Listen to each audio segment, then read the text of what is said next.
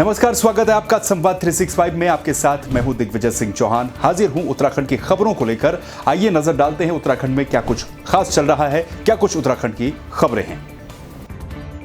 मुख्यमंत्री त्रिवेंद्र सिंह रावत ने बुधवार को प्रदेश में बहुप्रतीक्षित टेलीमेडिसिन सेवा और दून मेडिकल कॉलेज में ई हॉस्पिटल सेवा का शुभारंभ किया। मुख्यमंत्री त्रिवेंद्र सिंह रावत ने कहा कि कोविड-19 जैसी विश्वव्यापी महामारी में संक्रमण के प्रसार को कम करने के लिए अस्पतालों में भीड़ को कम करने जैसे उपायों के लिए एक सटीक उपकरण साबित होगी। साथ ही सुदूरवर्ती क्षेत्रों में भी चिकित्सकीय सेवाओं को पहुंचाया जा सकेगा। पिथौरागढ़ के बुंगा छीना क्षेत्र में जंगली सुअर के हमले की खबर से सनसनी मच गई। यहां पर सुअर के हमले में बुजुर्ग भाई बहन घायल हो गए। दरअसल बुंगा छीना क्षेत्र में 70 वर्षीय बुजुर्ग श्याम दत्त ने खेत में काम कर रही अपनी 67 वर्षीय बहन पार्वती पर जब जंगली सुअर को झपटते देखा तो बहन की जान बचाने के लिए वो खुद ही सुअर से भिड़ गए। इस दौरान सुअर ने उन पर भी हमला किया, लेकिन उन्होंने हिम्मत नहीं हारी और सुअर को खदेड़ दिया। दोनों घायल भाई बहनों को जिला अस्पताल में भर्ती करवाया गया है। उधर से सुअर आया, किसी ने मुझे कहा कि नहीं आप ऊपर हो जाओ, ये सुअर आ रहा है, जंगली सुअर, आप बच जाओ। मैं थोड़ा ऊपर को हो गया। उसने जो नीचे से आया, आगे से आदमी खड़े थे, तो सीधे नीचे क्यारी में गया। उसने बहन को दबोच लिया।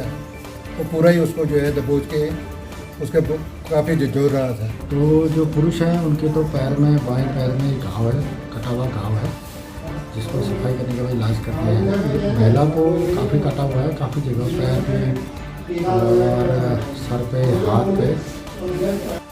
कोरोना के बढ़ते मामले के बीच हरिद्वार से राहत की खबर सामने आई है।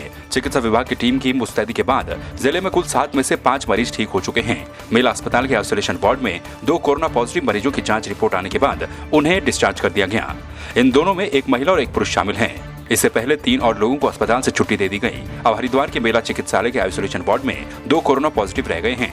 तो हरी सिंह है जो कि रिलीफ कैंप से आया है। ये हाथरस का था और ये ऋषिकेश से आया था और रुड़की के रिलीफ कैंप में था।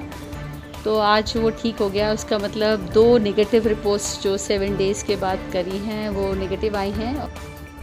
हरिद्वार के ब्रह्मपुरी क्षेत्र में देर रात स्थानीय विधायक और कैबिनेट मंत्री मदन कौशिक के द्वारा बंटवाए जा रहे राशन को लेकर विवाद खड़ा हो गया। विवाद इतना ज्यादा बढ़ गया कि स्थानीय लोगों ने मंत्री के द्वारा दिए गए राशन को सड़क पर ही रख दिया। लोगों ने आरोप लगाया कि उनके क्षेत्र में राशन कम मात्रा में बांटा जा रहा है और पास के ही वार्ड में अधिक मात्रा में बांटा जा रहा है।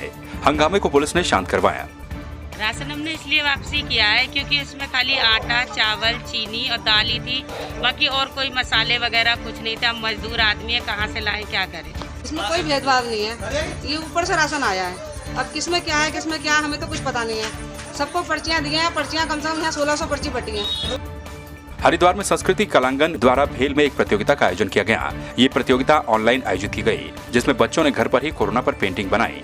इन सभी बच्चों ने कोरोना के प्रति घर से ही संदेश देने का कार्य किया। उन्होंने पीएम मोदी के मैसेज को भी पेंटिंग के जरिए लोगों तक पहुंचाया।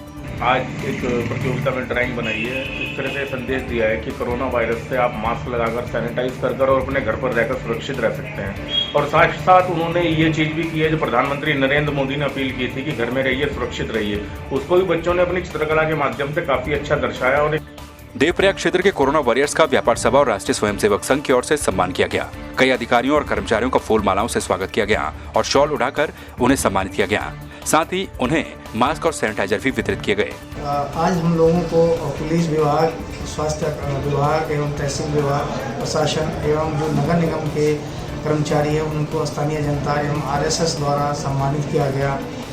और उनके सम्मान पा करके हम लोगों का जो मनोबल बढ़ा है, हम लोगों को प्रोत्साहन मिला है कि जो है अच्छा कार्य करने से सामाजिक दूरियां तो कम हो ही रही हैं, साथ ही हम लोगों का पुलिस की एक बेहतरीन छवि भी बन रही है।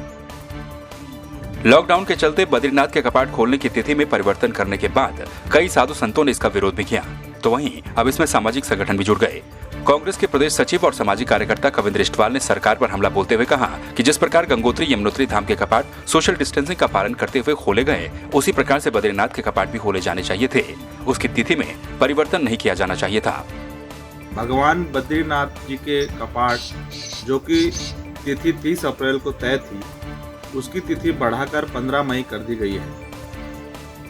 आज यह पूरे सनातन धर्म और पूरे हिंदू समाज के लिए एक शर्म का विषय बन गया है।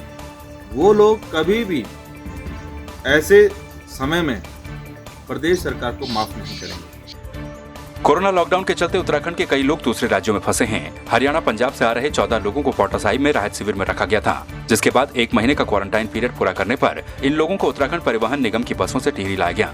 इनमें 2 युवक टिहरी के और 12 उत्तरकाशी के हैं। यहाँ से सभी को कागजी कार्रवाई करने के बाद अपने गंतव्य तक भेजा गया।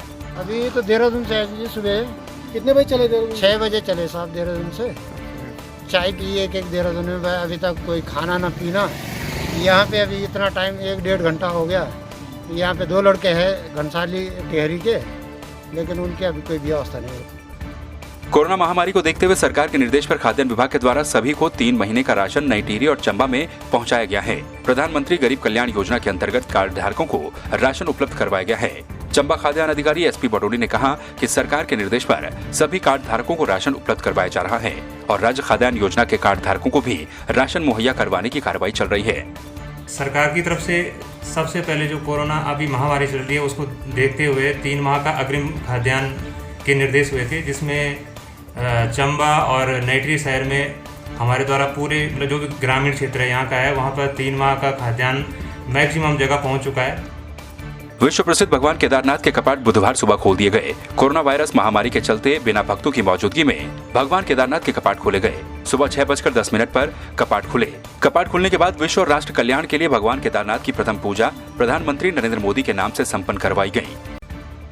तो आपने देखा उत्तराखंड में क्या कुछ खास चल रहा है, क्या कुछ उत्तराखंड की खबरें रही। एक बार फिर से आपके सामने हाजिर होंगे उत्तराखंड की कुछ और खबरों के साथ। तब तक के लिए आप बने रहिए संवाद 365 के साथ। नमस्कार।